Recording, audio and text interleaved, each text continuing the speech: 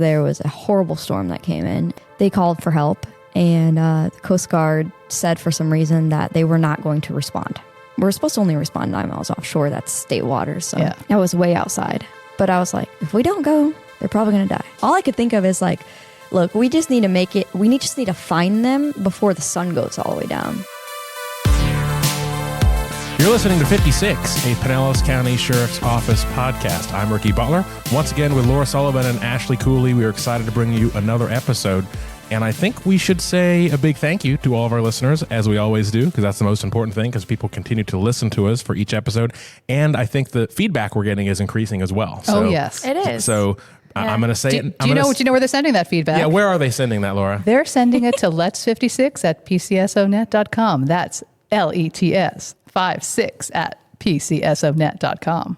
She rehearsed that before we went live. A true professional. So thank you to those that are listening. Bigger thank you to those sending feedback. Keep doing it, because we're actually starting to get suggestions and recommendations for guests. Good ones. Good ones suggestions. too. Yeah. So please keep doing it and be patient with us. You will get to hear every suggestion I've gotten so far has been a good person. So we will hear from those people at some point. We just got to get them into the schedule because we're working ahead quite a few months now. So again, keep sending the feedback. Thank you very much. So let's get right into it in today's guest. So Pinellas County is unique for a whole lot of reasons, one of which is that it's a peninsula, so there's a lot of water, right? So we've got the freshwater lakes, we've got the Gulf, we've got the Bay, of course, the Intracoastal Waterway, and what a lot of people don't know is tens of thousands of acres of environmentally protected lands, and we have a specialized unit of guys and gals that take care of it. We call those the Marine and Environmental Lands Deputies, and we have one of them with us, Deputy Jill Constant. Welcome to 56. Thank you for having me. You've gotten a little bit of attention recently, and it's probably our fault. It's definitely our fault. It is. It might even call it fame at this point. Fame. Yeah. Fame. It's true. I think we're She's going to live forever. Bam. So we were thrilled to have Jill to kind of talk about this, because Marine people probably are like, oh, well, Marine, that's got to be your best job, right? You just ride around in the boat all day, see all the sights and the waterways and whatnot, but it's a lot more than that. And all of the folks out there, but especially Deputy Constant and a handful of others, are all about protecting the people and the animals in and about the waterway and those protected preserves. So I'm looking forward to talking all about that. But first, Ashley has a question. Look at you. You remembered this time. I remembered. She asks this question of all of us. We've never heard the question, so you're not singled out, and we're all going to answer it. So Ashley, this is your time to break the ice and get the conversation going. Okay. So Barbie came out this weekend. So this might be like a two-part question. We'll see. Whoa. But what I want to know is, were you a Barbie girl? I mean, I know you probably weren't, but when you were a kid, like, what was your go-to, toy, I guess? Well, I definitely loved Barbie, and I had She-Ra with her, and they had swords and horses and adventures. Yeah. So it's not like a traditional. They had really cool outfits too, but it was a very adventurous sort of Barbie lifestyle. And they did make She-Ra into a show too. So you guys see the new She-Ra too. My plug. So She-Ra is a character. She-Ra, it spun off of He-Man, but then she was her own character, had her own show, and then they did a reboot that. You can stop now. I know, but I'm into it now. Okay, so I was like, no, that's okay. This is like Good. Barnacle Boy and whatever crazy a couple episodes ago. Anyway, Electro Woman and Barnacle. Dinah Girl. there it is. yeah, I'm like, no, that's SpongeBob. Whatever. What do you- Whatever. She's not going to reference SpongeBob. Whatever. Anyway, okay. Is it my turn? Yeah. Yes, were you a Barbie girl? I was not a Barbie girl in a Barbie world. I guess I had a lot of toy cars and stuff. I did have some G.I. Joes and some really like cool helicopters and boats and G.I. Joe things. Did they do traditional war things, or did you expand their storyline? They did traditional war things. Okay. Yeah, they had guns and whatnot. Okay. Okay. That was Not cool. What's a whatnot? I was not prepared for your follow-up question. Well, I wanted them to have like a backstory and a home life and what they're fighting for, that kind of thing. No. Just a free world. Okay. Yeah. Sometimes it's not that complicated. Right. All right. Especially when you're a kid. Yeah. Jill? This might be surprising to you, and it's going to roll right into today's topic. I was not a Barbie girl. Surprise. I had an the alligator. That's what I named him. He was a 3.5 foot long plastic alligator that I carried with me everywhere. And I had Jurassic Park toys because I loved velociraptors. I was nice. actually pretty obsessed. So Hell yeah. never owned a Barbie actually. Yeah. I did not either. I was not a Barbie girl. My younger sister was, but I liked little animal like figurine things. I had like when 101 Dalmatians came out, I had like Pongo and Perdita, and I took them everywhere with me. And then I remember having like Flintstone figurines at one point. Like that was more so I could make little stories.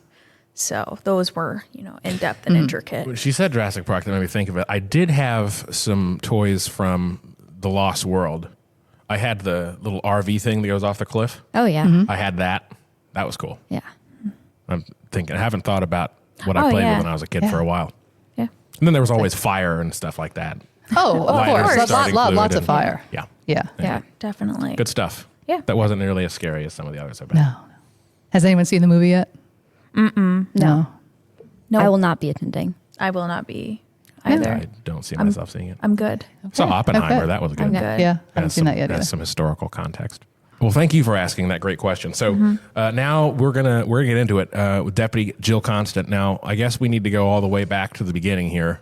So, why does Jill Constant want to be a deputy sheriff? Where did you tell me? I want to know everything from the time you were born to now. Look, everybody's going to tell you it's to like help people, and that's true. Okay, we all want to help people, but if we only wanted to help people, we'd have been firefighters, right? Right. Why I want to become a deputy sheriff? I want to take bad guys to jail, Oh, yeah. right? Okay, there you go. Done. I like it. The firefighter thing is there was a couple things I could have said but didn't. You controlled Because yourself. we might have listeners that are firefighters. So. Self-control, we really Ricky, that's rare for you. All right, fair point. So, growing up, how'd you get into all of it? What made you decide you wanted to go into law enforcement? So I always wanted to do really something with environmental lands, fish and wildlife, something like that. And that all started with my grandfather. He was a really big impression on me. I spent a lot of time with him growing up, pretty much every day of the week while my parents worked. And we spent a lot of time like hiking, traveling places, being out in the wilderness. And he taught me a lot about the land and taking care of it, taking care of the animals in it, because when you protect and take care of those things, they take care of us and we live longer. And so that was kind of instilled upon me when I was really young. And then in my later childhood, my older brother, who's significantly older than me, became a charter captain. And he is a captain on the Great Lakes up north. I'm not from the state. Okay, so you grew up north. Yes, in northern Indiana and southern Michigan. Okay. So he's a charter captain up there, and we'd go out fishing all the time. He'd take me, even though I was his little sister. And even though his job is to catch fish for clients, he's always been big on preserving numbers. And when you catch fish, you want to be conservative in what you keep. You don't have to keep everything that you catch. And if you do that, you're just going to deplete numbers. They don't and have then, fish to catch. Then we don't have fish to catch, and Right. he doesn't have a job. And so many guides are like that. So many guides are just, as many possible fish as you can get because they think that the numbers are going to make them more popular, make more people want to go out with them. So Exactly. That's At really, first really At admirable. first I thought you said guys, and I'm like, Guides. whoa. Guy. Going there already. All right, yes. Yeah. Fair point. Yeah, and that's totally true. And we see that a lot. People just go out there and they just slaughter fish just to do it. Yeah. Because people are going to book with them, but they don't see the long picture. They're obviously not in it for long term, Right. because when you do those things, you start to see the effects of it. Yeah. So how did you get from, and don't say a car or an airplane, how did you get from Indiana, Michigan down to Florida? What brought you here? The weather. Yeah, so I spent, 24 years there, in one spot, went to college up there, and there was nothing I hated more than the weather. Horrible. It's the worst thing ever. I mean, it is nice, realistically, 4 months out of the year. The region that I was from, it snows and rains the rest of the time. It's just terrible. So as soon as, I was in my late teens, I was like, as soon as I graduate college, I'm leaving this place and never come back. And I kid you not, the week after I graduated college, I packed all my stuff into my car and left. Wow. Yeah. Yep. And said, bye-bye. And You started right off here in Pinellas? I did, yeah. Yeah. What made you pick Pinellas? So my brother also has a side job. He's in the car industry. And there was a big company he worked for up north that started down here. And they needed somebody to come and work in their like legal department down here. And so I took a job with them and started working like small claims court for them until I could get hired with the sheriff's office. Because the big thing was like you needed to be a resident to be employed here. So I just came down, did that for a little bit to get on my feet, and then got hired here a year later. So it was always, the sheriff's office was always the goal? Well, I didn't know that at the time. Okay. Yeah. Like what did we have that other people didn't have? So up north, okay, the DNR, the Department of Natural Resources, they're called game wardens. And, you know, they're the big dogs in those states. Yeah. Like that's the cream of the crop of law enforcement agencies. Everybody wants to go work Make for good them. money. They make good money up there. And so I just thought that's what I needed to do down here because I didn't know any different. You know, we didn't really have marine units, and we definitely didn't have like marine environmental lands units at sheriff's offices up north. Yeah. It was just like That was all DNR. yeah, Did all that yeah. stuff, You were either a patrol officer or you went to DNR to go do game stuff. Yeah. So I just thought I was going to come down here and get in with them, and then I found out how much they make, and I was like, oh no, thank you. I can't live on that. So that equivalent, down here would be FWC, Right. Florida Fish and Wildlife. Yes, absolutely, for sure. And then I found out that the sheriff's offices in Florida are like totally different. The structure of like government down here is just totally different. And that most sheriff's office and bigger police agencies have their own marine units. And those marine units also do fish stuff. They don't just necessarily do like patrol.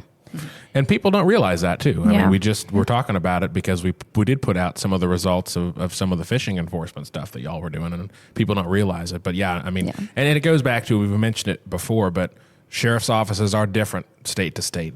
Some parts of the country, the sheriffs are kind of bottom of the totem pole, and others like Florida, California, and Texas are probably the most similar, I would say, as far as the powers and the resources that sheriff's offices have. So Yeah, so you quickly absolutely. figured that out, that the sheriff's office is where you needed to be if you wanted to do that kind of work. Yeah, absolutely.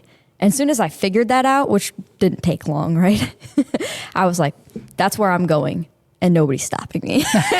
And was it that easy? It really kind of was that easy. Yeah. I mean, Were they sponsoring then? they were not. So I guess I should retract my statement. It wasn't quite that easy.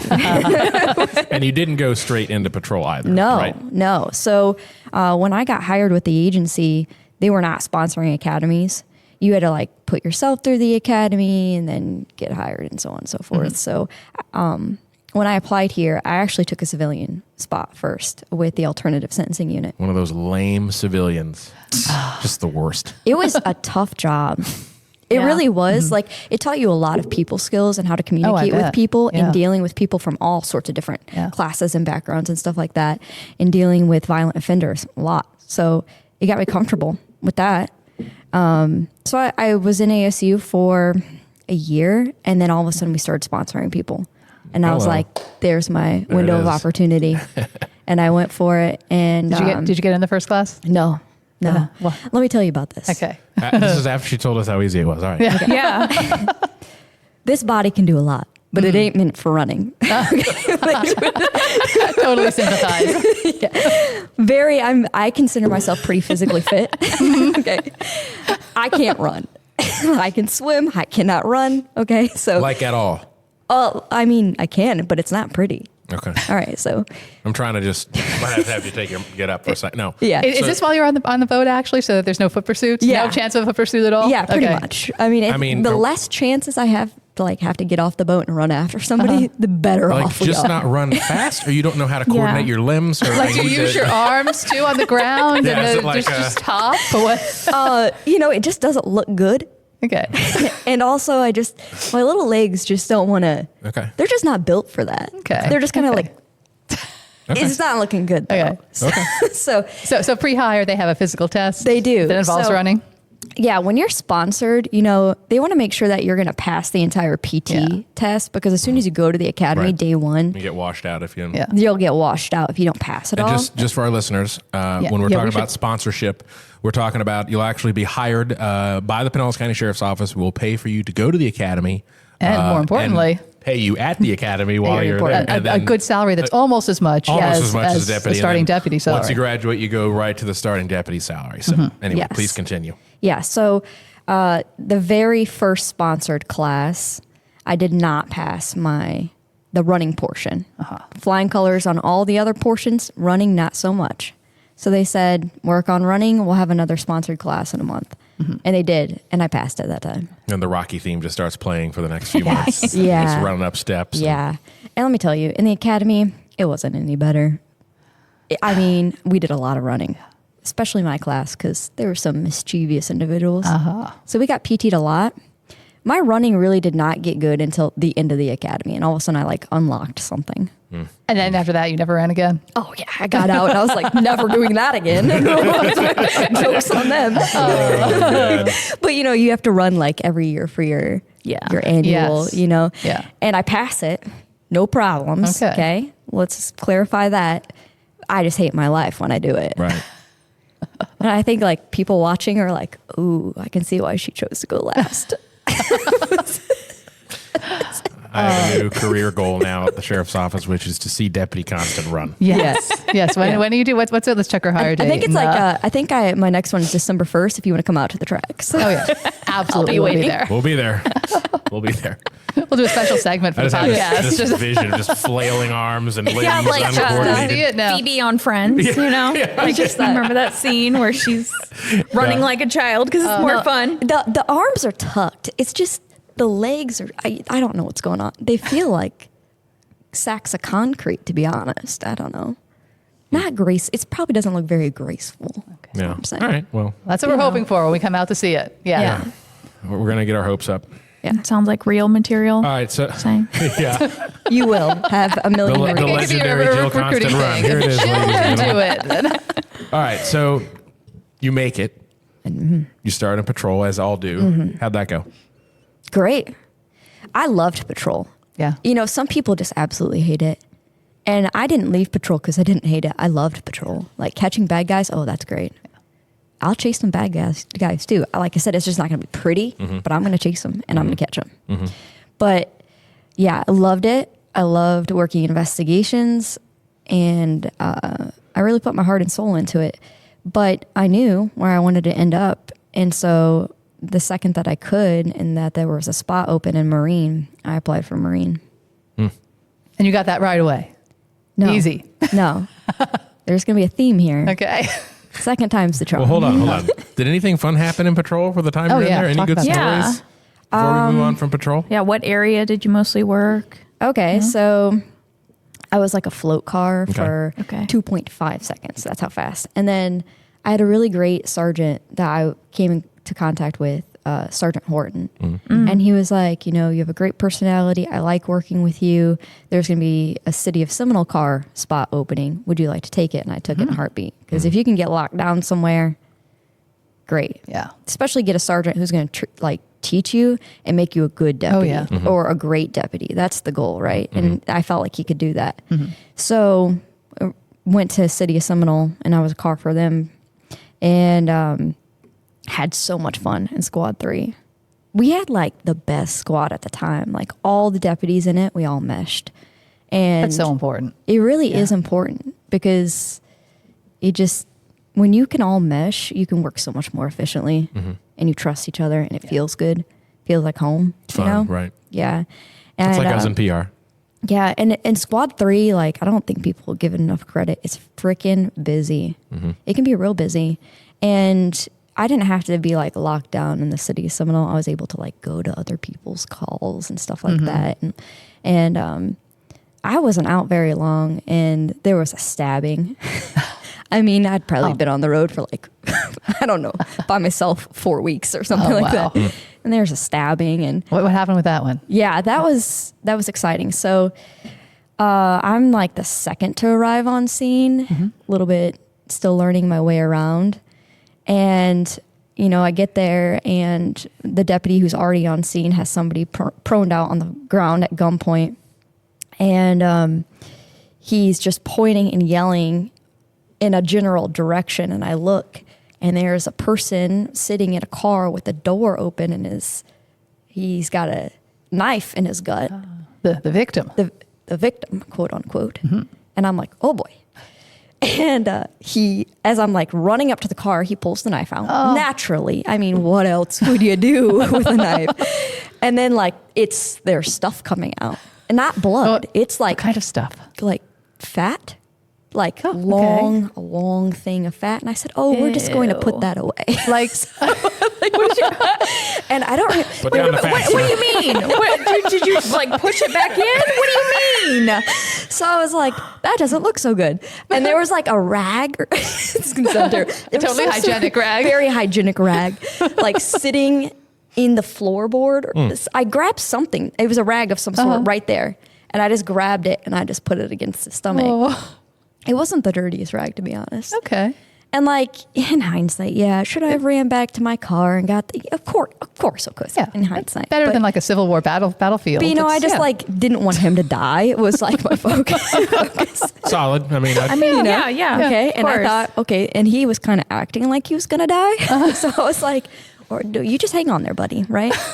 So long story short, it turns out he was not the victim. He was the perpetrator, and he actually tried to rob the homeowner with a butter knife. Well, he was there and then tried to rob him. He grabbed a knife off the homeowner's microwave, and then the homeowner grabbed a better knife and stabbed him. He had the steak knife. He had the steak knife. Never bring a butter knife to a steak knife fight. Yeah. So he technically was. So that's a good point, though, because you hear a stabbing, you see someone that's stabbed. You're going to think that's the victim. Yeah. And he was a victim of a stabbing, but he kind of had it coming. Yeah. You show up to these calls and you don't always have totally clear information, right? No. Yeah. And on this particular call, if I recall, all we had was that there had been an altercation. It was like an assault in progress. I don't even think it was like an armed person in progress. Huh. So it was kind of chaotic when I got there that there was a person stabbed and there was a person prone out on the ground. And I was like, holy smokes, what just happened? Yeah. But it turns out the bad guy was the stabbing victim, but he deserved it. Yeah. I mean, don't take people's stuff. Don't break into their house.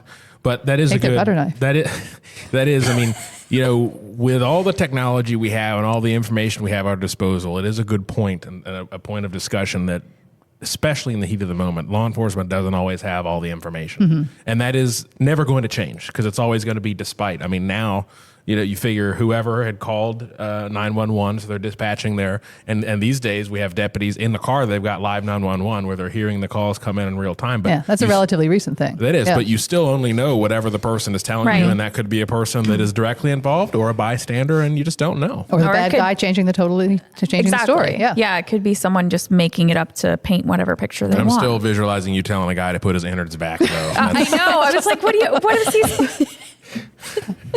And I think, so back then we didn't have body cams. We just had Coban, which is a mic pack. And I think my sergeant even reviewed my mic pack and was like, did you tell him to we'll just put that away? Yeah, I did. Yeah. I said, we're just going to put that back. Inside shouldn't be outside. Yeah, the inside should never be on the outside. No. Oh, geez. I heard you were a pretty detailed report writer. Yes. I can do a lot of words. And some people aren't very appreciative of how many words I can really write. The people have to read all your reports and approve all your reports. Yeah. But thorough is good. Yeah. I had a great FTO when I first started. And she told me probably the best advice. The better you write, the less you're in court. Or the less you're going to get hemmed up, to be honest. And so far that's proved to be true. When I have gone to court, my reports have saved me. But I write very detailed reports. I leave no stone unturned. And I definitely had some supervisors that said, hey, your reports are great, is there any way you could put less words? Do you have like an audiobook version so I can just listen to it? He's like, I had somebody tell me, it took me like 45 minutes to read one of your reports. And I was like, it was a death investigation. What do you want from me? Yeah, it kind of has to be long. I wanted to make sure you got a clear visual of what was going on in there. Got to paint the picture. You really do. Yeah. Any other good stuff with patrol? Yes. So we went to an armed person call. And this is probably one of the sketchiest calls that I went to in patrol before I left. And this individual was saying he, the homeowner, was armed with an AR and AK. Mm-hmm. So he was armed with an AR or AK, and the reason he was armed is because there was somebody trying to break into his house, and they were also armed with a gun. Wow! And there were multiple people, and given the neighborhood this call came out in, it seemed totally plausible. Mm-hmm. It didn't seem so far-fetched at all, and the call notes were not like convoluted at first. It was pretty cut and dry. Yeah. So I'm like, all right, let's party. Go lights and sirens there. And like as we're arriving on scene, the call notes start getting a little bit more funky. But now you're kind of like running towards the scene and just not really paying attention to how funky things are coming out on the air. And so my sector partner at the time, who is now my husband, we were the first two to arrive on scene. And apparently the bad guys are in the backyard, right? So we're like taking quick peeks in the backyard to see like if we see anything. We see nothing. And we're like, okay, that's weird. And so we go around to the other side of the backyard. And then the call notes start getting really interesting. Now the bad guys are wearing green and have ARs. Well, that's weird. I'm wearing green and I have an AR. And then the oh shit happened. I was like, we're the bad guys. This is not good. And I don't remember if I grabbed Nathan or he grabbed me, but we beat feet backwards. And we were like, all right, everybody just needs to set a perimeter because we have something else that's going on here. Yeah. And we don't know what that something this guy else can is. obviously see you guys very clearly. He can see us, but we can't see him. And he may be not in his right mind because he's talking about us. So we ended up hailing him to come outside, and he does end up coming outside, leaves the gun inside. And good choice. He ends up being super high on all sorts of drugs. He thought he was taking Xanax, but when we tested the Xanax, it did not come back positive for that. They were fake Xanax, so there was something else. It was like MDMA or something like that. So he's completely hallucinating. Not what you need when you're trying to chill out with some Xanax. Yeah, he was. So there was never anybody in his backyard. There was never anybody. And then we went back into the call notes like after like we had detained this person, and what had not been aired over the radio is that some of the weird stuff, which was like the people were wearing flowers. That would have been a clue. Yeah, that would have been a clue. Yeah. But like when you have so many call notes coming out, the dispatchers can't necessarily air everything. They try to air as much as possible, but like some things get missed. Yeah. And so we didn't really get the full effect of like how crazy this person was, or we probably would have picked up on it. But let's just say we took his guns and we submitted an RPO to permanently take his guns, and he accepted it and told us at the RPO hearing saved my life. So he's like, because I don't know what would have happened, and you could have shot me and you didn't. See, I'm like, well, firefighters don't get to hear that. No. Could have shot me and you didn't. Yeah, thank goodness. But it was the hairiest situation. I mean, he could have easily killed us. Oh, yeah. Lesson learned on that one. Good thing you were listening to the radio carefully. Yeah. Yeah. Or somebody was. was. I mean, I was, but you know what I mean? It just, next time, the lesson learned here is slow down.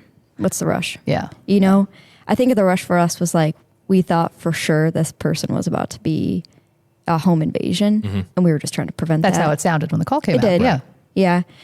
But in hindsight, we should have slowed down a little bit, you know? Oopsies. Oopsies that didn't turn out horrible. Yeah. Luckily. Could have gone much worse. Yeah. Yeah. All right. So, Marine, then the opening comes. The opening comes. And at this point, I haven't been in patrol very long. And let's just talk about getting into Marine. Like, it's not like a female environment. Like it's kind of a boys' club by reputation. By reputation, it was a boys' club. And when I always said in the academy, like, hey, I'm trying to go to Marine, because they always ask you, what are your aspirations? Yeah. I was told by everybody I ever came in contact with, that's never going to happen. That's a good old boys' club. They don't let women in there. And when they do, it doesn't end well. And I'm just like, okay, cool story. Still doing it. So That's love it. Yeah, really.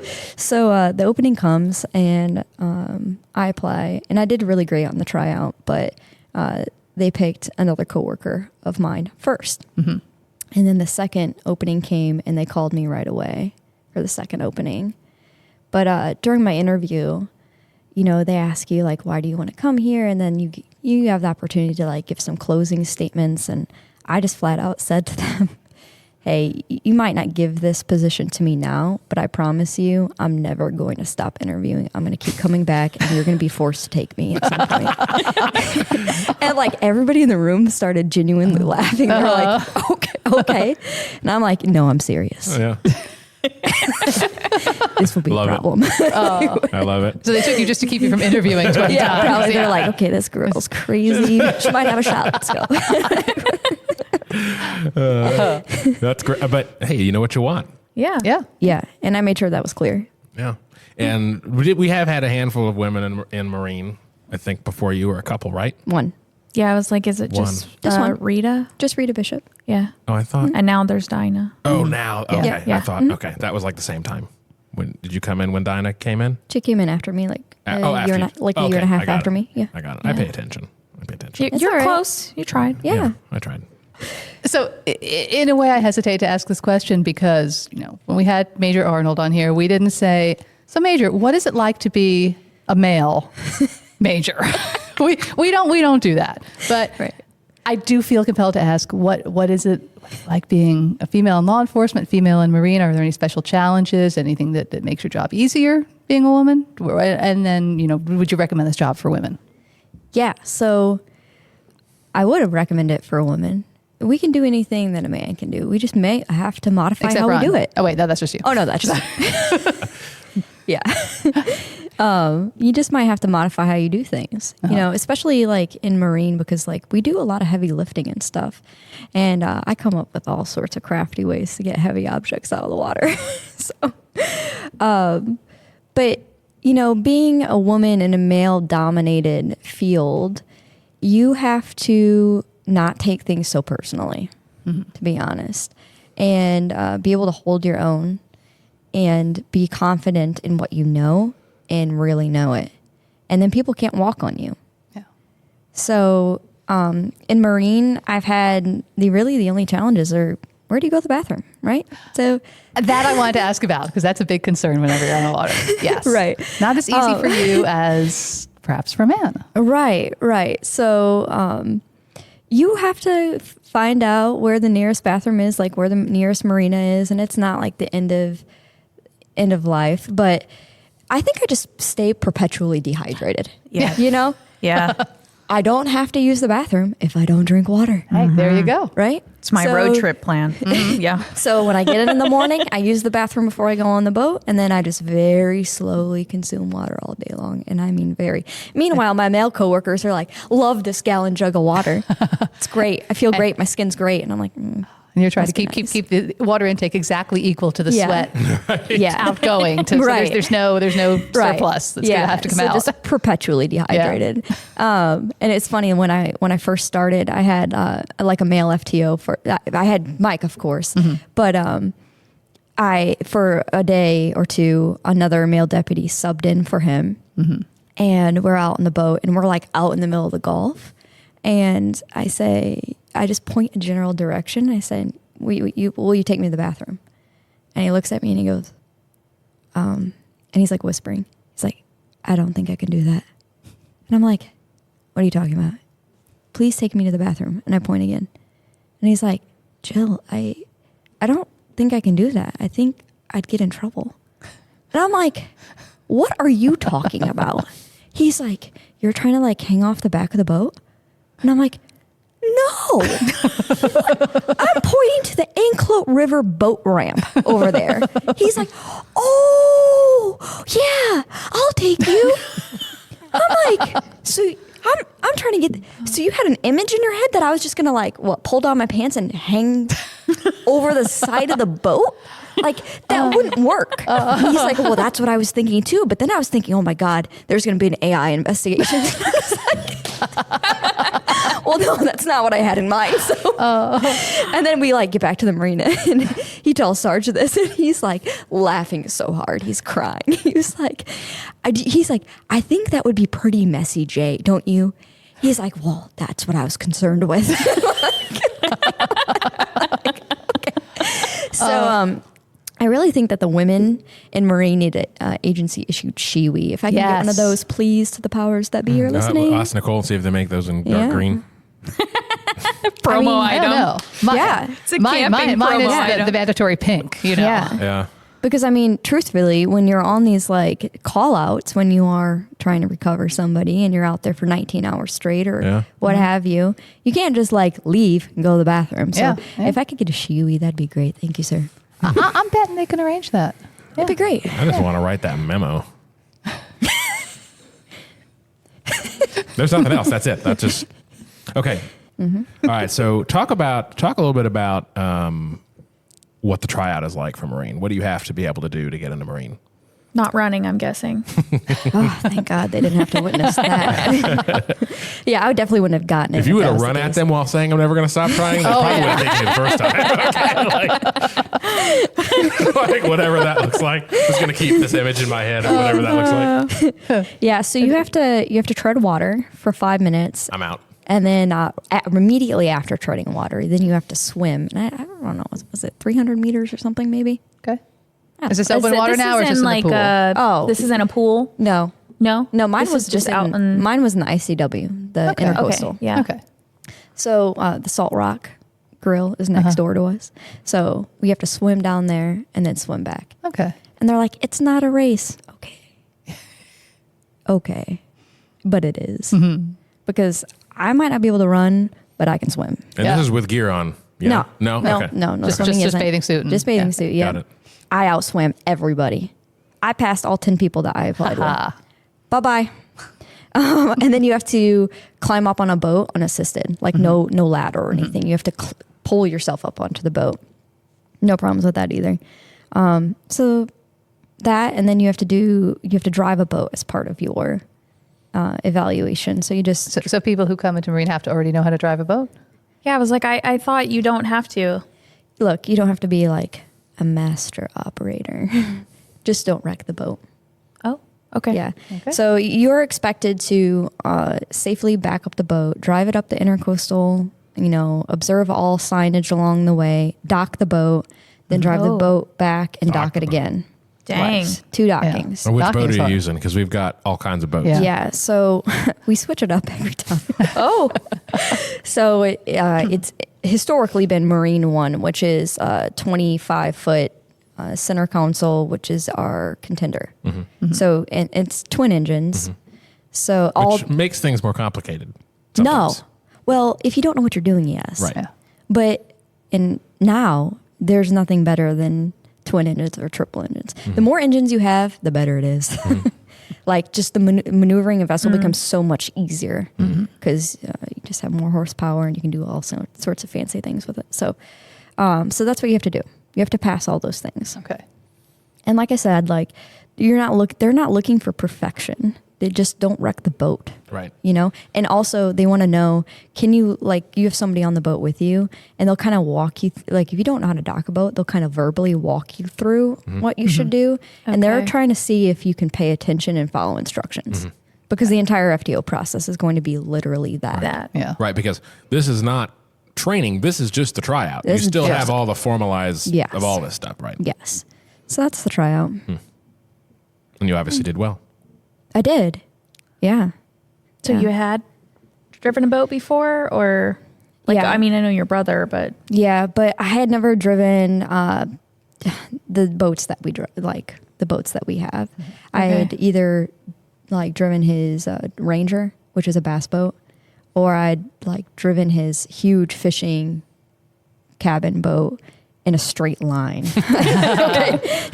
at slow speeds. Right. But I've never like docked a boat and stuff like that. Yeah. But I do own I sold it yesterday. Oh. Jet ski. I own a jet ski.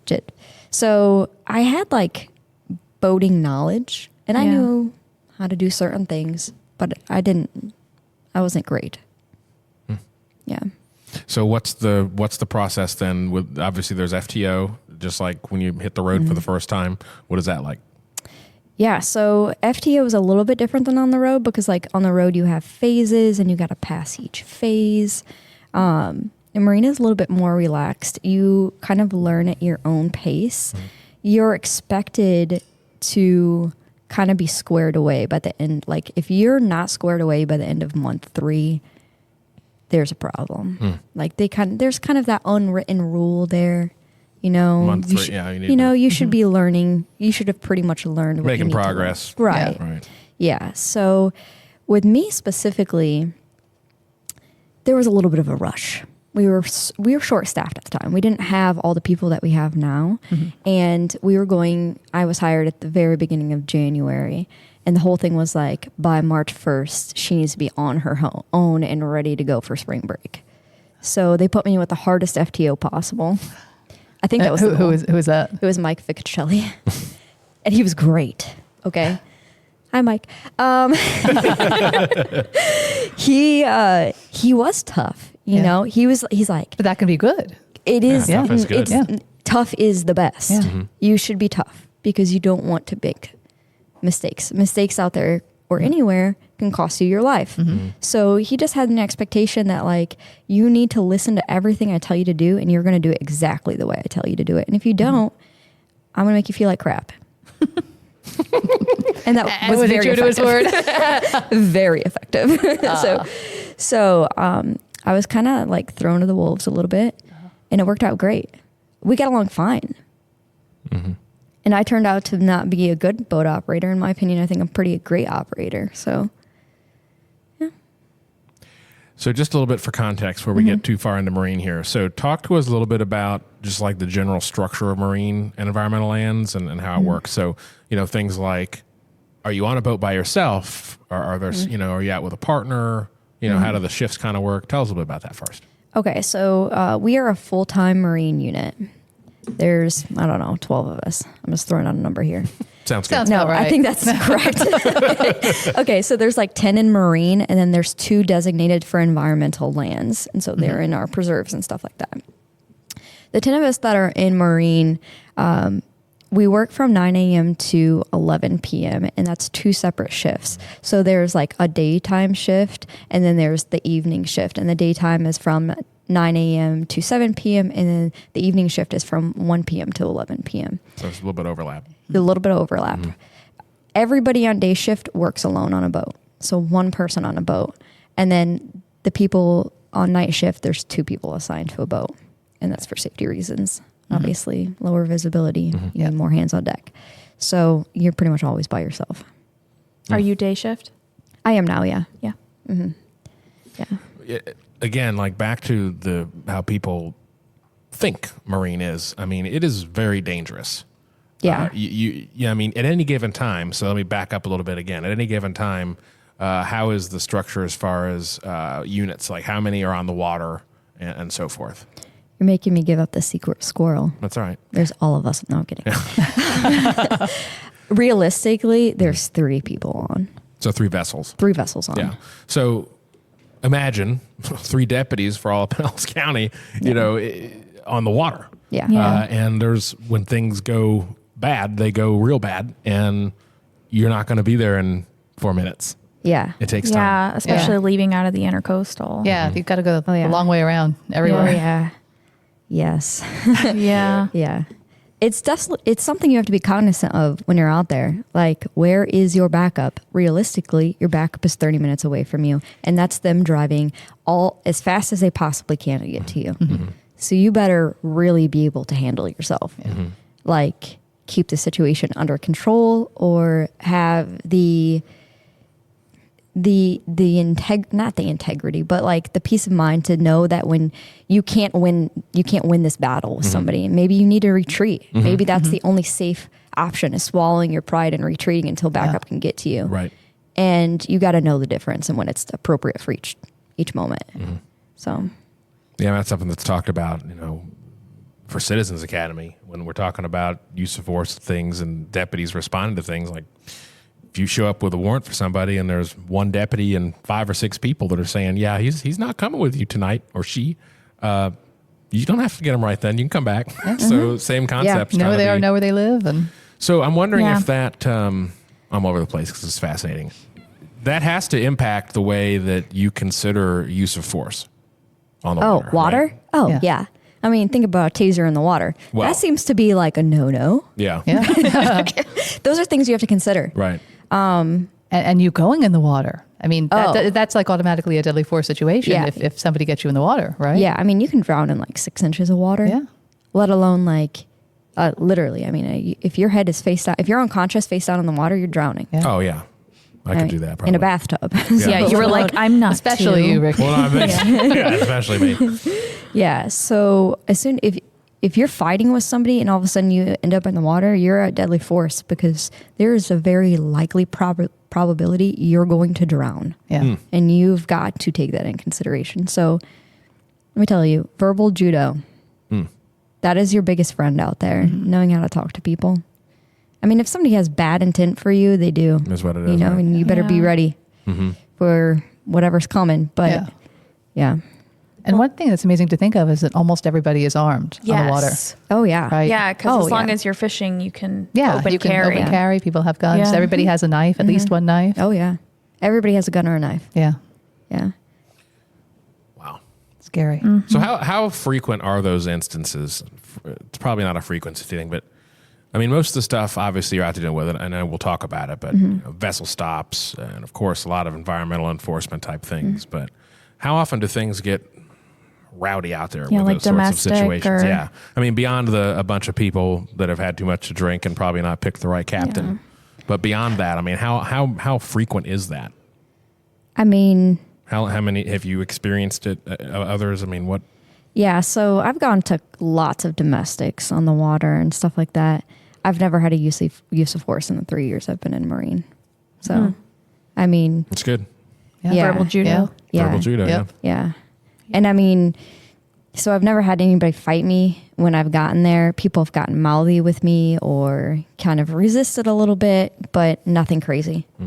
And I think they know, even the perpetrators know, hey, if they want to, they can dunk me in the water, Right. It goes both ways. And I promise you, if it came to that, they would go right into the water and they can swim out there and I'll save them when they're tired.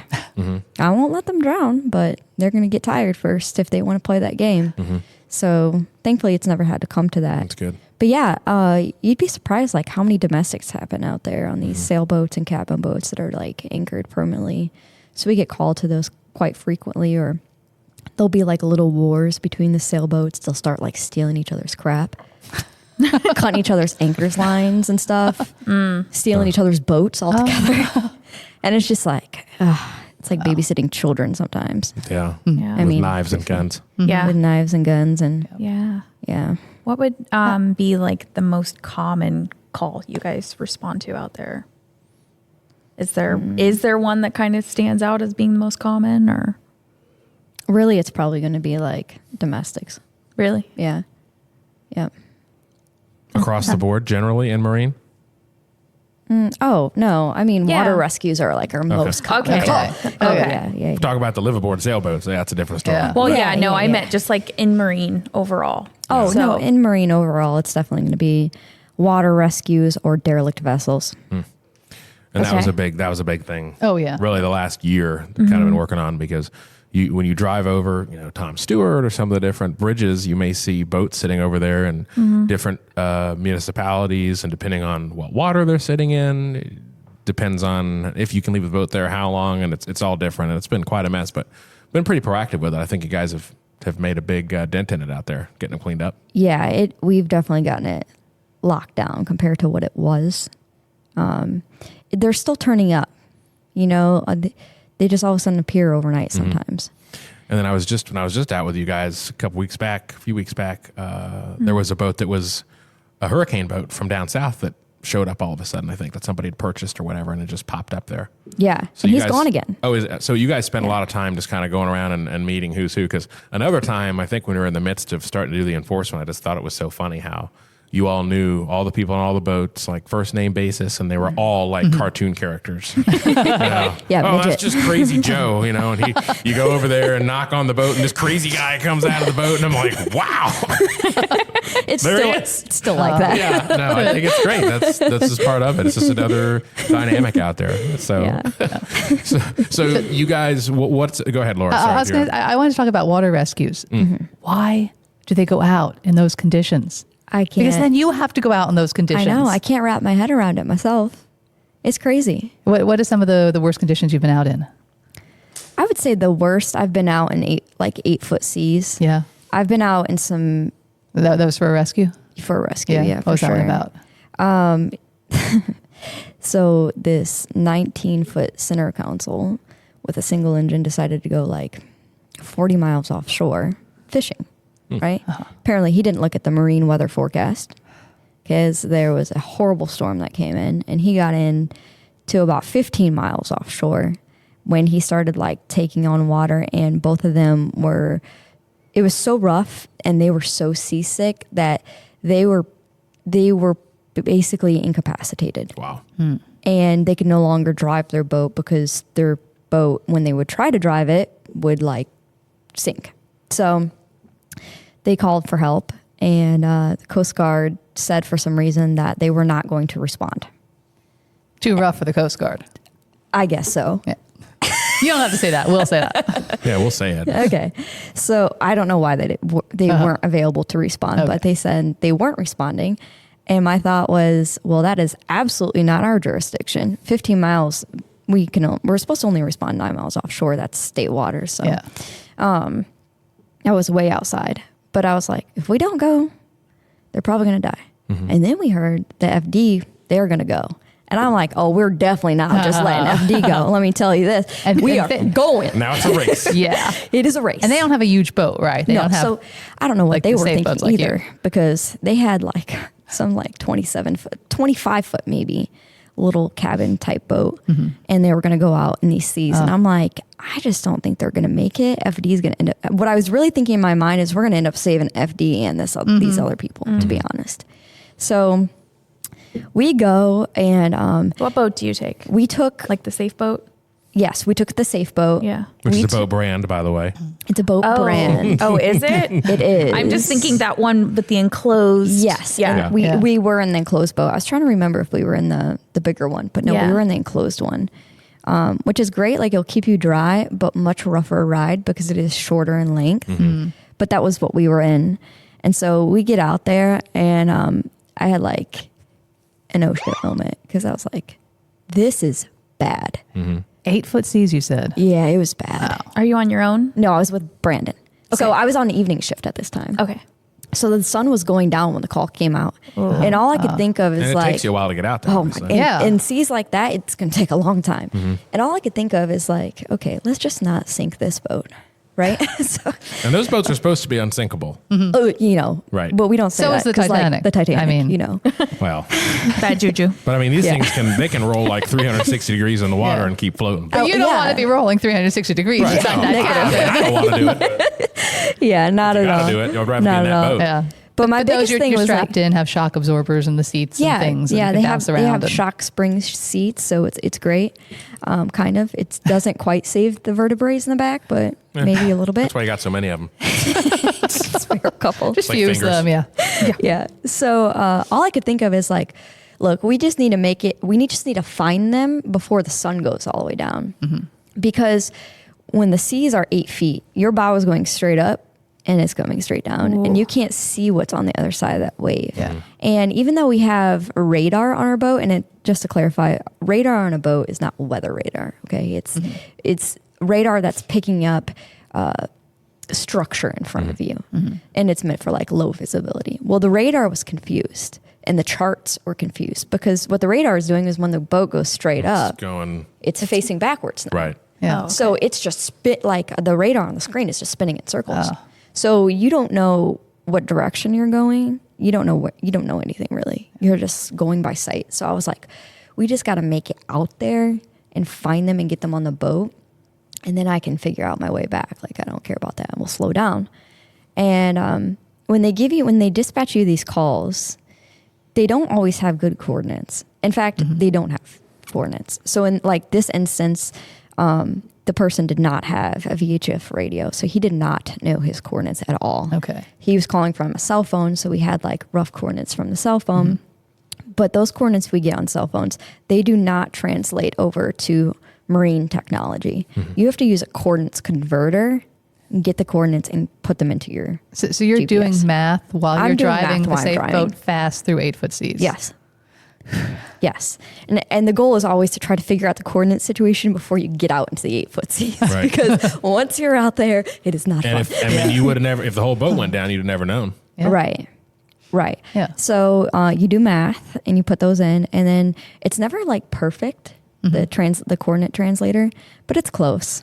And I'm like, you know what? It looks about 15 miles. I bet this is pretty close. So we get out there and we do find them. And it's bad.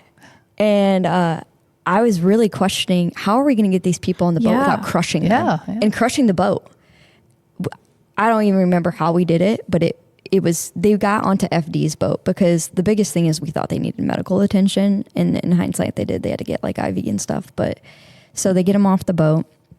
And then we're looking at this boat and it's like, this boat's going to be a total loss if we leave it out here. Yeah. And usually we don't like care about property, people first, property later. And I'll never make this choice again. But me and Brandon, we were a little ballsy. And so I was like, let's just try to tow it. And he was like, okay, I'm going to jump up onto it. And then I'm going to tie the tow rope off to the front. And then I'm going to jump back onto the boat. I'm like, sounds great. Don't die. Were there body cams at this point? Because that would be fun to see. Yes, I think there was. So we get up to the boat, and Brandon leaps and ends up on this boat. And it was super sketch.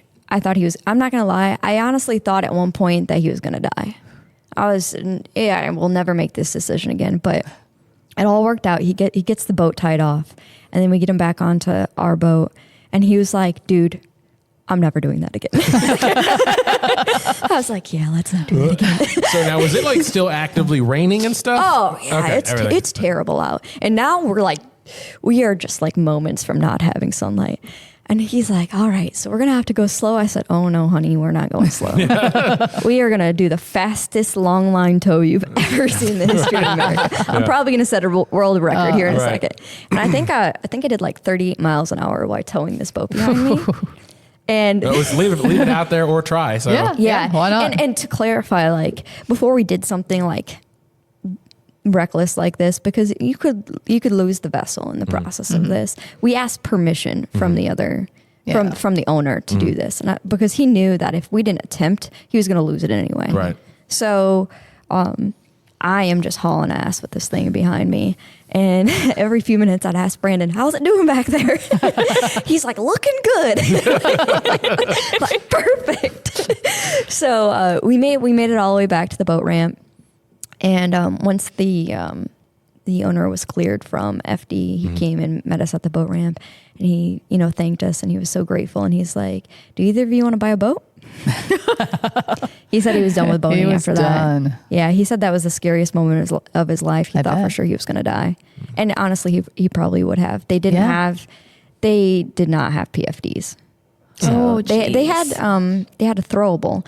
They only had one PFD, and I think the father was wearing it. So they would have drowned. Wow. And that was scary. It was scary for us, and it was scary for them. So really the scariest thing that happens out in marine is all weather. Yeah. Like lightning storms. Do you guys go out in those? It's up to the captain's discretion. Okay. Yeah. So if it's a really severe lightning storm, I'm not going. Yeah. I can't save anybody if I die in the process. Yeah. Right. And they don't happen like terribly often. There's lightning in storms. Yeah. Okay. I'm going in things like that. But when it's like, whatever, something outrageous, 100 strikes a second or a minute, you know what I mean? Like, I'm not going. I'm not going to die. Yeah. I'm not going to kill my crew members because you decided to take your boat out right before a storm. Good choice. Right. Can't. But I'll go the second when that clears up or the conditions get better. But weather is definitely the scariest thing that can happen out there. And fog, which is weather, obviously. But people don't think about it. I've been in fog that, I got so nervous that my hands were sweating because you could not see 4 feet in front of you. Yeah. And I was not worried about my driving. You're worried about other people because they get stuck in it and they panic. And so they just full throttle No, it. they don't. Yes, they do. What? Yes, they do. And they don't have radar. So I can see them coming, I can see them coming on my radar. And you're like, okay, something's moving towards me. And that is the scariest thing that can ever possibly happen to you. Holy crap. Yeah. Yeah. Why? People panic. And they just, some people are smart. They panic, but, they put it down an anchor. But some people panic. They don't even think to put down an anchor. Yeah, I mean, it's going to just pass. Just chill. Yeah. Full speed ahead into I don't know. Yeah, I don't know. Yeah. Maybe a house, that's maybe the a answer. person. I don't know. But I'm getting out of here. What? Speaking of hitting houses with boats, did you see that Lake of the Ozarks deal with that triple engine boat that hit the house? Yeah. Damn. Oh. Yeah. That was impressive. Yeah. Okay, so not having PFDs, that's bad. They're really bad, yeah. And that is one of the things that you all check for when you do a vessel stop. Yep. So one thing that people don't realize, I think, is that you all can stop a boat for any reason at any time, which is quite different than the traffic stops. So talk about vessel stops a little bit. Yeah, so we have the right to stop you anytime to conduct a safety inspection. And you're going to need PFDs, a Type 4 throwable, flares if you're out in open water or the Tampa Bay, something like that. Noise making device. Noise making device. Which you just told me it was so cool. That your gun can be your noise making device. Yes, it can. That's a U.S. Coast Guard approved noise making device. Really? Crazy. So if I'm in distress, I can just go out there and Pop one off. Yeah.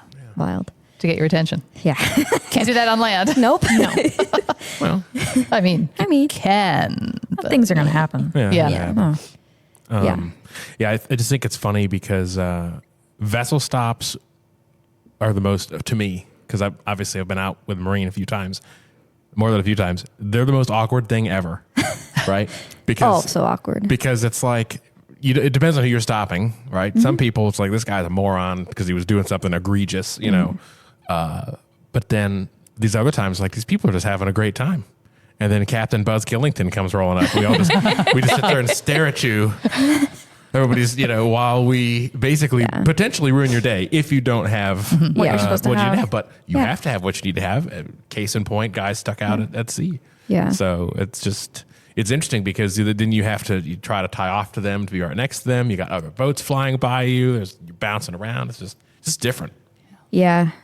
You get over that awkwardness after doing it so many times. I would imagine. But I think it never stops being awkward for the poor people we're stopping. Yeah. No, I don't.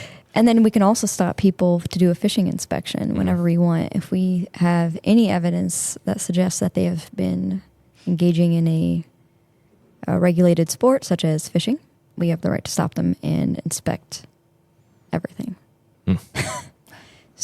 Which, I mean, I would imagine that's obviously going on all the time.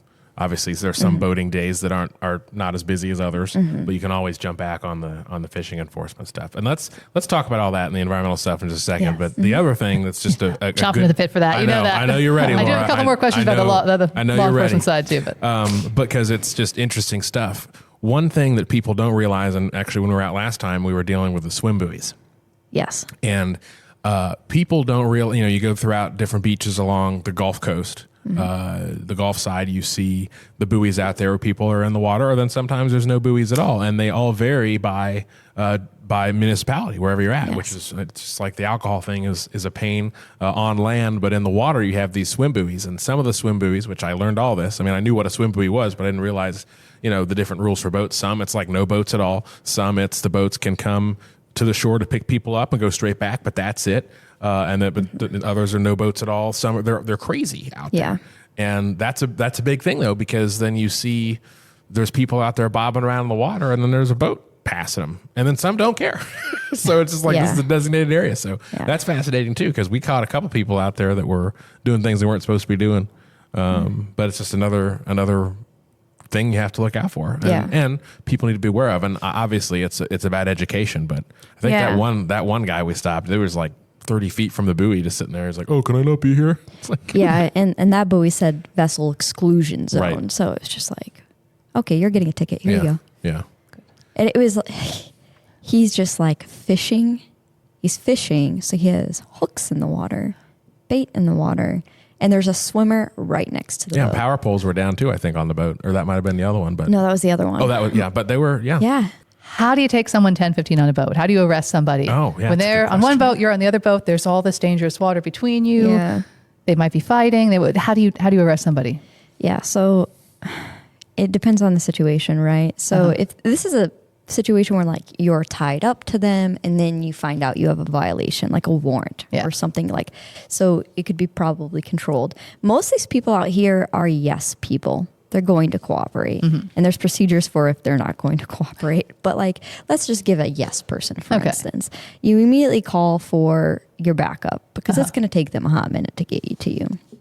And you really just need to keep that person calm and engaged in a conversation. But when it comes time to do the deed, the biggest thing is like, you want to make sure the boats are tied up really tight to each other. So there's no gap in between the boats. That's a big thing because you don't want this person falling into the water. Unless you put them there. Yeah, as long as they're a yes person, you don't want them going in the water. Or getting smashed between the boats. Yeah, for sure. No. Squishing fingers. No. So, you have them turn and face away from you in their boat. And then you have them back up to their the side of their boat, their gunwale, and then you have them sit down on it. And you, at that point, throw a PFD over their head, tie it on them, handcuff them. And you're doing this all with two people at this point, right? And so you're doing these things simultaneously. You want to be as distracting and quick about it as possible. And then you just kind of grab them by the back of their shoulder, and then you tell them, okay, when I tell you to, I want you to swing all of your legs to the right of you, throw all your momentum. And when they do that, you grab their leg, and then you pull them over onto your boat real fast and swift like. And I would love and it always goes perfectly. It does. It does really? It really does. Okay. Yeah. Wow. And you practice that in training because you don't want it to not go perfectly. So, and I'm a small person, so I really I have to practice it because if I'm going to do it, I need to make sure that I have control over this person for their safety and for mine. Yeah. And it does work pretty well. So, love for you guys to see it sometime. Yeah. Definitely want to. The way you just said that and looked at me, it's like, you do want to arrest me? Is that? Yeah, you can be the bad guy. I would like that. I would totally do that. Yeah, we can do that sometime. I volunteered to spend a couple days in jail for research this morning. So yeah, you did. Oh, dang. Yeah, you did. No, thank you. All right, so the environmental enforcement side, which yes. I just have to say, I met Jill and I found like a kindred spirit because of the way you love snakes and snails and puppy dog's tails. No, and sharks and fish. Yeah, so it's the other side, the really important piece of what y'all do, protecting the fisheries, protecting the ecosystems that make Pinellas County so unique. Yeah. Let's talk about it, Laura. This is your time. I've been hearing about these snails and this. Let's do it. So I really want to talk about the thing that made you famous, worldwide. Well, nationwide anyway, definitely. At least as far as New York. You risked your life to save a manatee, and you know how much we love manatees in Florida. You can't not like a sea potato. They're just the most wonderful, gentle things. People put them on their license plates. Yeah, so there were two other guys with me that day, and they're great, and they all played an equal part in this. So I want to make sure they get a little credit. So we get this call for service in Treasure Island, and this lady's concerned because she sees a manatee close to her dock, and it's like behaving abnormally. Now, sometimes when we get these calls, it's like total bull crap. It's like, oh, manatee's struggling, and really the manatee's like, I don't know, being a manatee. Yeah. Being a sea potato. Yeah, doing manatee stuff. Doing manatee stuff. Like so many of us sometimes.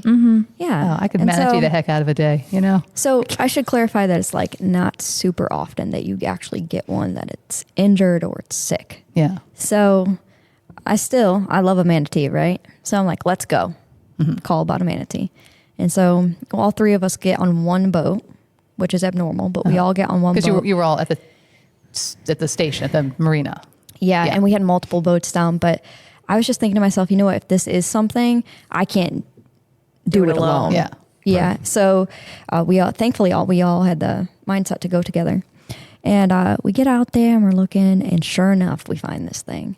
And it is acting strange. So it's just on the surface, and it's kind of like, it's in this weird position where it like is almost like in a half moon. It's like stuck in a half moon, and it can't like straighten its tail out. And I'm like, what is it doing? And it can't go underwater. You can see that it tries to go underwater and it can't. And I think it's because the mobility of its tail, it couldn't move it. Mm-hmm. And it's taking breaths of air like every 8 seconds. And that is really strange. That's labored breathing for sure. Because these manatees will take a deep breath of air at the surface, and then they go back under and they continue moving along. And they really don't have the strength in the neck to just stay up on the surface of the water and just breathe continuously. Like that takes a lot of energy. So for this manatee to just keep doing that, it was beginning to exhaust itself. And then it got to a point where quickly, because we were only there for about like 15 minutes before I decided to do something, but it was like very quickly going downhill. And he kind of made it over to these rocks next to the seawall and actually tried beaching him or her. We'll just call it him. Okay. Him on the rocks to try to keep himself up. So that way he was no longer having to keep his body weight up on this. And I was like, okay, we need to do something, because there wasn't a lot of rocks. So he wasn't doing this successfully. And I was like, okay, this thing is going to drown right here in front of us, and I'm not going to let that happen. So Manny, who was with us, I was like, somebody needs to get on the phone with FWC, because it's not like we have a manatee hoist. Yeah. and these guys are big. I mean, this is going to be over 10 feet, over 1,000 pounds easily. Yeah, probably over 2,000 pounds easily. This is a big, big animal. Wow. And I'm like, somebody get on the phone with FWC, tell them to get like a rescue crew en route. I'm getting in the water. I don't care what anybody else is doing, but I'm telling you what I'm doing. And everybody's like, you're doing what? And I'm like, oh, I'm getting in the water. Watch this. So we dock the boat, and then Brandon, he's on board. He's like, okay, well, if you're getting in the water, I'm getting in the water too. And I'm like, that's a good idea. So we both just take off our gun belts and jump in the water. Mm-hmm. And I'm in my boots, because there's rocks. Yeah. So I'm in soggy boots, and Brandon, he takes off his boots, and we both get in the water. And Manny is on the phone with FWC, and they're like, yeah, our ETA is like 2 hours. Oh. And I was like, huh? And they're like, yeah. And then they actually ask, can you get in the water and hold its head up to help it breathe? And I was like, well, we're already in the water, so see you in 2 hours.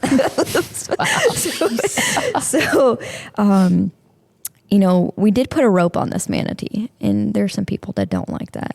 But the reason we did that is because where we were at, it wasn't shallow water. It was like shallow water for like 3 feet, and then it drops off a ledge. Mm-hmm. So if he did try to swim at all and went to that deeper part, then we would not be able to support its head. Yeah. So we put the rope around it just so Manny was holding it and kind of keep it nearby so I could support its head. And we did that legitimately for like 2 hours before FWC showed up. And the reason it took them so long is they were actually up in Homosassa for a manatee rescue. Oh, okay. Yeah. And I think that one was for like a boat strike or something. So it took them a long time. And these are just like, they're not law enforcement. So they don't have lights and sirens. They're just biologists and rescue teams. So it took them a long while.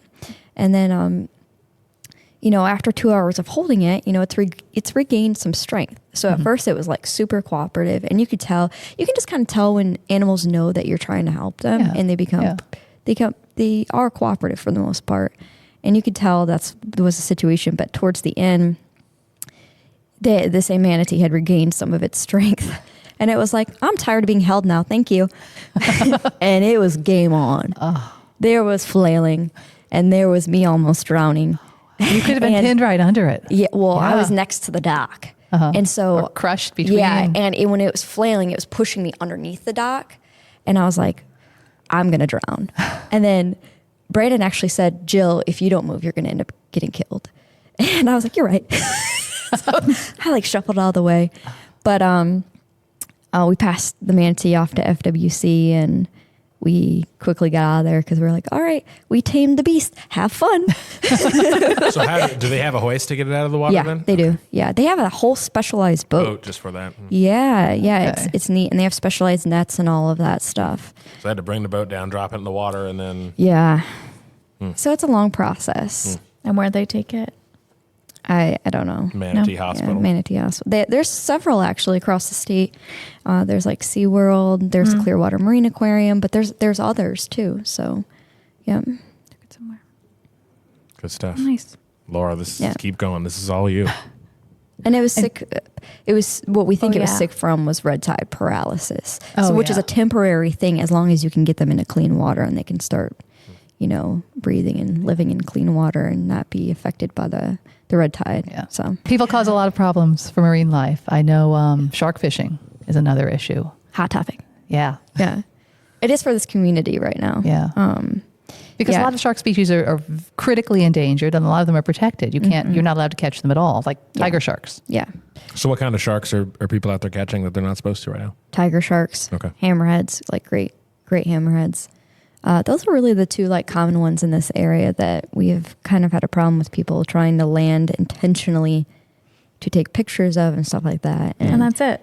A tiger shark is a prohibited species. Even with a shark fishing permit, you are not allowed to land them.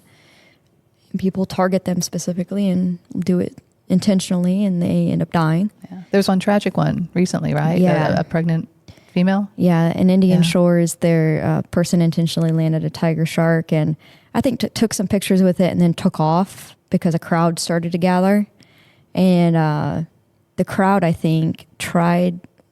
I don't know if they tried, or I shouldn't say that they did or didn't, but they could not get her back into the shark died there on land, and she was heavily pregnant, and she birthed all 41 pups on the beach, and they all died too. So a whole generation lost. Yeah, and because someone wanted to take pictures with the because shark. somebody wanted to take pictures of the shark, and it's not like these were little sharks that were ready to go. Like she was ready to birth any day. They were fully developed. Yeah.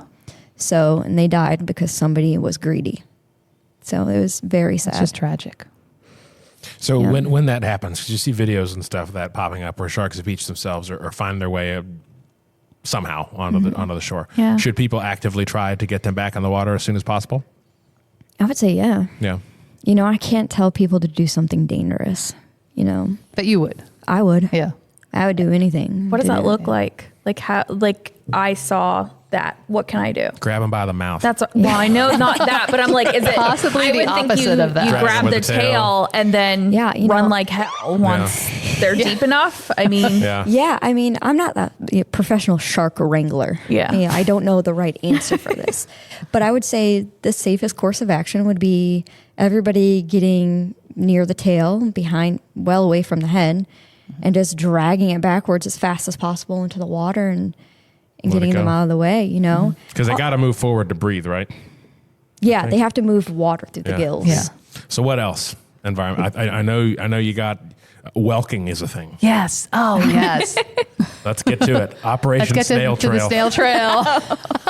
Oh, you shared with them. Yes, I did. It's like, we're talking about snails. I'm like, awesome. So in marine, you really have to be like proactive, right? People think they have this misconception. You have the best job in the world, which is partially true, right? And they think that like we just get to drive the boat around all day. And then when we're not driving the boat around, we get to have these lavish lunches at the marina. No. Okay. You are expected to work and to be proactive and go out there and to find stuff, be a representative of the Pinellas County Sheriff's Office. So, as you know, I love fish and wildlife stuff. Yeah. So, this thing happens where I'm down in Shell Key and there's this group of individuals and they're collecting something on the mud flat of Shell Key. And I'm like, what are they getting? And I'm like looking through binoculars at this point and I'm like, they are collecting whelks. Okay. Weird. And Shell Key is a preserve, so you It can't is a collect preserve. anything from Correct. there. Nothing Yeah. left from there. So I'm like, bam, we got something, right? So we go and make contact with them, and they have just tons and tons of whelks. Now, I'm pretty new in the Marine unit at this point. And so new to Florida. And new to Florida. Yeah. And so I'm not really sure what species these whelks are. I'm not really sure if they're protected or not protected, other than I know I have at least a local ordinance violation, which is the shellfishing within the preserve. Yeah. And so I run this person in NCIC, and all that stuff, take down their info, take pictures of all these whelks, and I gave them a warning. All the whelks were still alive because they were in water. So I gave them a warning and said, don't come back here, never do this again. And I released all of the whelks because I really wasn't sure like what state violations, if any, I had at that point, but I needed to research it. Yeah. So I let this person go, and all of a sudden I get a phone call from dispatch, and they're like, we have somebody on the line that wants to speak with you. And I'm like, is it the CIA? And I'm like literally thinking, well, who did I just run? And I'm like terrified that like, I don't know who it is. I don't know. And so the other person on the line is like, yeah, this is Agent so-and-so. He says he's an agent. And I'm like, with who? Are you from the FBI? And he's like, no, FWC. And I was like, oh, okay, let's simmer down on the agent, shall we? Agent. Agent, okay, thank you. He's like, I about passed away, honestly. I was like glaring at this point. And he's like, what are you running that person for? He's like whispering, and I'm like, fishing violation? What kind? He had whelks, didn't he? And I'm like, yeah, where are you at? Are you watching me? He's like, no, that's what he does. He sells them on the black market. There's a whelk black market. And that's what I'm thinking. I'm like, there's a whelk black market. Now, for all the simple people, a whelk is a snail. It's a type of, yeah. Yes, it's univalve. It's not like a univalve. two hinge. Yes. It's like this typical spiral shape. Yeah. They get pretty big. They get like foot and a half. Yeah. Quite big, hefty. Okay, so you're not allowed to take these things. Do they eat them? Yes. Okay. It's a delicacy. Oof. Yeah. So he tells me this person needs to be on your radar. He's poaching huge amounts of them. And it is legal to take them, though, for personal use. Yeah, you have to have a valid Florida fishing license. And you can take up to 100 pounds for personal use. Personal consumption. 100 pounds is That's lot of whelk for one person to eat. Is that per day or for like lifetime? Yeah, For personal use. Personal use. Do they have other uses besides eating? Yeah. So this person obviously was selling them. Right. That's illegal. Okay. So with fishing licenses, you can have like a commercial saltwater products license, and that allows you to catch fish and sell it. Right. And then fishing, there's a saltwater fishing license. You're taking for your personal use. Yeah. Right. And then there's certain species that you can only take for personal use. Even if you had a saltwater products license, you're not allowed to harvest them and sell them. And so any snail, like any whelk species, you're not allowed to harvest them and sell them. And you just go grab the shells basically and pick them up. Yeah. Or you can collect the 100 pounds of them and eat them for personal use. Like you can clean them and freeze them and stuff like that, which is fine and dandy. But we were being told that this person, was collecting hundreds and hundreds of pounds a day because he was selling them on Facebook Marketplace and other venues. And there are that many of them out there. Oh, yes. Yeah, they're pretty common. They're really common. So far, I mean, if people keep poaching them. Yeah. Right. And when I stopped this person, he definitely had 100 pounds. Because you gotta count the shell with it. And so you got these shells and everything in a 5-gallon bucket, and that 5-gallon bucket probably weighs 40 pounds. Wow. Yeah. Each whelk's going to be like 5 pounds-ish? A big guy? A big guy. Yeah, for sure. So it adds up fast. Yeah. So this person's on my radar now. And I'm like, okay. So then all of a sudden these people start popping up everywhere. And all of a sudden there's more and more of these people coming in the area and doing it in the same spot. And I'm like, what in the world is going on here? And so then I'm like, okay. Then I start creating a Excel spreadsheet and keeping track of like what species there are out there. And then I was like putting in a picture and then putting in the state ordinance for each species. So I made a whole Excel spreadsheet and PDF and all this stuff identifying. And it was getting so out of control that when it was Brandon and I again, when we'd show up, we'd catch one, but there'd be 4 others and they'd scatter. You know, so there were so many, like we couldn't detain everybody at once. Yeah. So finally I was like, this is out of control. So I go to my sergeant and I'm like, sir, we've got to do an operation. And he was like, for what? And I'm like, people are snailing. And he's like, what? And he is not thrilled about the situation. He's like, they're doing what? And I was like, they're collecting snails. They're collecting whelks. He was like, and what's wrong with that? And so like, then I get into this whole thing. He was like, all right, put it together. Put an operation together. I'm like, sweet. So what does an operation now consist of? Now you're feeling like an agent. Oh, yes, you are an agent. Yeah, I was an agent. I'm a whelking agent. It's going to be my new thing.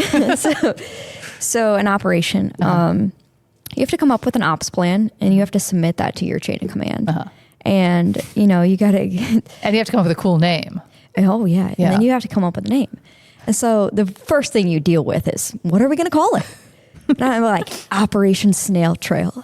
So we put the ops plan together and we went out and it was like, we picked some crappy day to do it because we only got 3 people.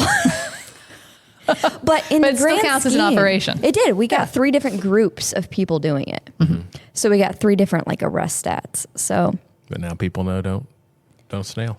So what else? What else is big out there that you guys got to kind of keep under control? Yeah, big thing right now is liveries, which is like rentals. Okay, livery is when like you rent a vessel out to somebody. That's a big thing right now. People are doing it illegally. It's like you have to carry a livery permit, and then you have to carry $1 million insurance policy, and all sorts of other things in order to rent your vessel out to somebody else. You can't just willy-nilly get on Facebook Marketplace and do that. And all those regulations are in place because it protects the rider. Right. You know, if they take off on the jet ski and they kill themselves, who's liable? Well, I'm telling you, your recreational progressive insurance is not going to cover that.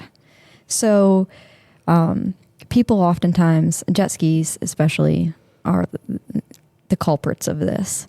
And we were dealing with something like that last night, and people get hurt when they rent these jet skis from people who are not legitimate businesses. Because they don't give them any training, right? They just they don't jet ski, get on, and that's part of the regulations is that like you have to. And even the training that the legit rental places give are not good. Yeah, so better than nothing, but better than nothing, right?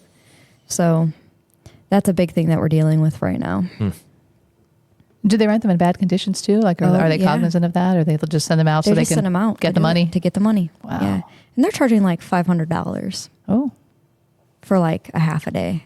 So they're charging a lot of money, and these riders have no experience, no education, no anything. And you should charge the rescue to them. I know. Because yesterday turned into a rescue. Oh, yeah? Yeah. What happened with that one? Yeah. So this couple went out on a jet ski, and it was very rough out last night. It was like 6-footers probably when the storm came in.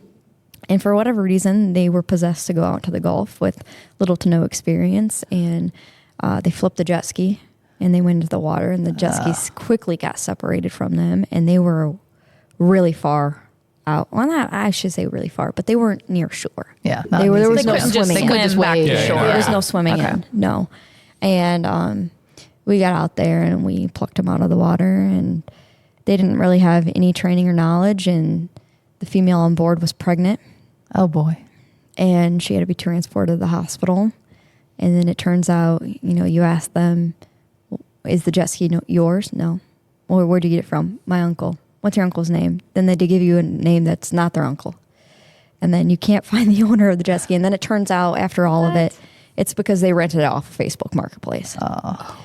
So they just don't have any training or experience, and they go out in these terrible conditions, and then tragedies happen. Tragedy waiting to happen, Yeah. Well, I wanted to do a non-animal thing because I know you were involved in something that was one of our more popular videos, which was a pursuit that went. It was a carjacking, another carjacking, and it went through the canyon, Yeah. and it ended up in the water. It was a fantastic. We have an aerial view from the Eagle of the whole thing. All the way from Dunedin to Indian Shores, I And think. you were the person on the boat. I was. Yeah. I was the person on the boat. That's actually probably the coolest, funnest call.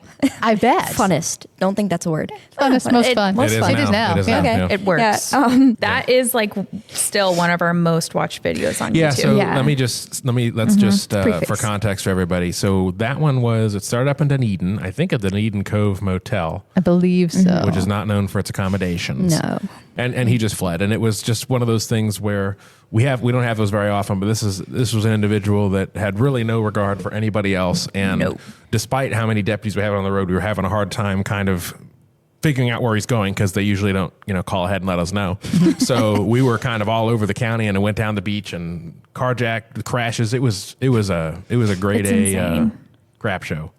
It was. So he made it down to, he was sort of approaching the beaches. So you were listening to this on the radio, Yeah. watching the units, Yeah. and you were in the water on the boat. So it's coming my way. And, I am the only person, for whatever reason that day, I was the only person on the water. Everybody else was at the office doing administrative stuff. And I think At this particular time of day. at this particular time of day. It's not Jill versus the world out there No, all the no, time. no, it's not. Feels like it sometimes, probably. I feel like it. But I'm all the way down in Johns Pass, and I'm like hearing this transpire on the radio, and I start listening to it when it's like way up on Clearwater Largo Road, and it ends up like signal 4ing another vehicle, which is a crash. And then it leaves the scene and all that stuff. So I'm listening to it, and I'm like, this is really getting bad. And then all of a sudden it turns on to, I think, West Bay. And I was like, that baby's coming to the beaches. And it was just like this crazy feeling in my gut that he was going to end up in the water. I don't even know how to explain it, because I've really never had a sensation quite this strong that I did that day. And I was on a vessel stop when this was happening. And I cut my vessel stop short. I said, I got to go. There's a carjacking. And they're like, what? I'm like, disregard, goodbye. Carry on. And I take off. And I start going, and it does turn on to Gulf Boulevard. And as soon as I hear that it's about to turn on to Gulf Boulevard, I text everybody that was at the marina. I said, get in your trucks and go. Because he was coming straight from the marina, and I was like, there's 3 people there, and they are partiers. They are going to get this guy, right? and this was wild. I mean, this is the wildest thing I've ever seen since I've been here. Yeah. Yeah. And like I said, we don't have it often, Yeah. but even other things that I see, I mean, this guy was absolutely driving crazy down Gulf Boulevard. He was crazy. It was 2 lanes at that point. There's people around. I mean, they crashed right by Krabby Bill's. It was crazy. And watch it, there were so many near misses. Oh, Yes. It was. It could have been so much Pedestrians worse. flying everywhere. Yeah. Right. I think there was just like divine intervention after divine intervention that entire time, Yeah. because it was just insane It to was me. a lot of people's lucky day. Yeah. But everybody from the Marine unit that was at the marina gets in their trucks, and they're going north, have and it's pickup coming trucks, south, right? and they Yeah. have big pickup trucks. They're lifted and everything. And my corporal gets on the radio, and he's like, do I have permission to ram it? And the lieutenant was like, stop it by all means necessary. And I was like, oh, it's definitely going in the water. And he goes to ram the vehicle, and he just kind of like tapped the rear end, because if he would have hit him straight on, they probably both would have died, to be honest. Yeah. They were traveling so Driving fast. so fast, yeah. But him just getting a little quick tap in was enough that this person kind of like slowed down and kind of lost control a little bit. And that allowed patrol to kind of speed up. And then they ended up like pitting him, and he spun out of control and Drove through a fence, almost Drove hit through a somebody with a baby fence. carrier. I know. Yes. Oh, yeah. yeah, and landed the vehicle in the mangroves. And I'm very close at this point. And the guy gets out of the car, and he runs through the mangroves, and he jumps in the ICW in the water. Intracoastal Waterway. Yes. And everybody chases him out, and they run out onto a dock, because you never want to go into the water after them. Yeah, You're going to yeah. die. Somebody is, at least. Don't do it, okay? So they're all on the dock, and Rob gets on the radio, and he tells me they're just north of Caddies. Well, they weren't north of Caddies. They were actually just south of Caddies. So I'm like, I'm coming, baby. I'm just balls to the wall, running this thing as fast as possible. And I'm driving, and all of a sudden I catch out of the corner of my eye people like waving at me. And I look over, and then it's all of them out on this dock. And they're like, we're right here. And they got to be Not being north. they're pissed at me. They think I've made the mistake. Yeah. And I'm like, oh, crap. And the ICW in this area is really narrow. You can't just whip a 39-foot boat around when you're running 60 miles an hour. Well, I tried to though. How'd that go? I go to turn it real hard, and I'm like, this ain't gonna work. I'm gonna end up hitting somebody's dock because I wasn't able to make a full U-turn. And I'm like, okay, I'm on a collision course with this dock. And I was like, well, I can either hit this dock fast or I can hit it slower. So reverse it is. So at last second, right before I collided with this pole, I hard reversed it, which ends up killing the engines. But it was enough that I just tapped this pole. And I'm like, they can't see me, thankfully. Everybody on the dock. I'm giving up my secret because I could play this off like nothing happened. Totally meant to do that. It's a tactic to communicate with maybe man we'll in the end water up cutting this out so people don't know this happened. We'll see. Not a chance. It was a funny oopsie on my part because I'm like panicking inside. Right. I'm like, crap, they're seeing me and they're judging me right now. And I'm like, as soon as I could, I start all 3 motors and I'm like, zoom back over there. And nobody has any idea this happened. So I still look like the hero. And then, so I'm like pulling up to the guy and he's like pretending like he has something in his waistband. Right. And so is your gun out at this point? My gun is out at this point now that I'm going slow and not driving like a mad woman.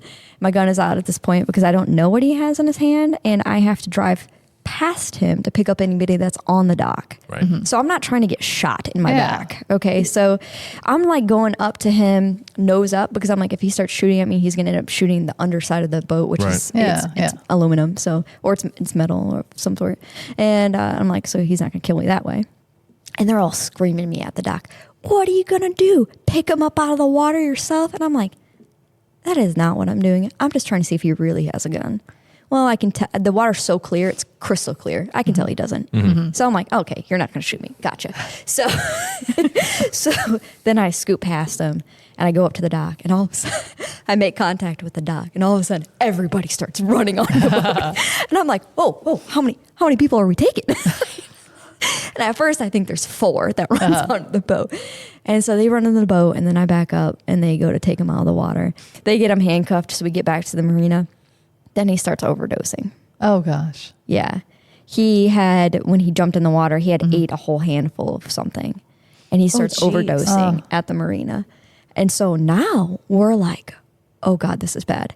So we Narcan him, and FD can't get to us because there's so many accidents on Gulf Boulevard that Gulf Boulevard is blocked with like seriously injured people, too, from the initial like crash when he crashed. And it took probably 25 minutes for them to get through Gulf Boulevard. And I think literally somebody pushed a vehicle all of their way with their vehicle for them to clear the road to get to us. And all I could think of, first of all, 25 minutes is a very long time. It's a very long time. 5 minutes is a long time when you're waiting. Yeah. And I'm like getting on the radio and I'm like, I don't care what they need to do, but they need to get here now because we're not letting this person die in custody. And he didn't. He ended up being totally fine after FD got to him. The Narcan worked, or it did. Yeah, I mean, it worked for a little bit, but I don't think we ever found out what exactly he ate. But it was whatever he had been high on the entire time is what he had ingested to get rid of it. But he ended up getting medically cleared, and he went to jail. Okay, so happy he was ending. fine. Happy ending. Yeah, not for him, but no. Yeah, and we got a helpful video out of it. Yes, we sure did. So. Thanks for coming on. I loved it. Yeah. We appreciate it. We do like to always give everyone opportunity for your own little personal PSA. What do you want the public to know? What can our listeners do to make your job easier? Please check the weather. Okay. The weather in Florida changes so rapidly. All I ask is that you please check the weather statement before going out on a boat. Check it throughout your trip, your voyage. Check rip current statements. Do yourself a favor because you do not want to become a statistic. And it's sad what it does. It's sad for us and it's sad for your family. So don't be vigilant. Yeah, and a lot of the stuff is preventable. So you guys are burning up resources in some cases, risking your own lives for folks that are just not being responsible. Yeah, absolutely. All right, so Jill Constant, Marine and Environmental Lands Unit, thanks again for coming on. Thank you. Yeah. As we said at the beginning, we really enjoy getting your feedback and hearing from you. We want to know what you want to hear about. If you guys have questions you want us to ask, whatever it is, get in touch with us. And you can do so by emailing us at let's56@pcsonet.com. Thanks again to all of our listeners. Thanks, Jill, for coming on. We appreciate it. And we'll talk to you next time.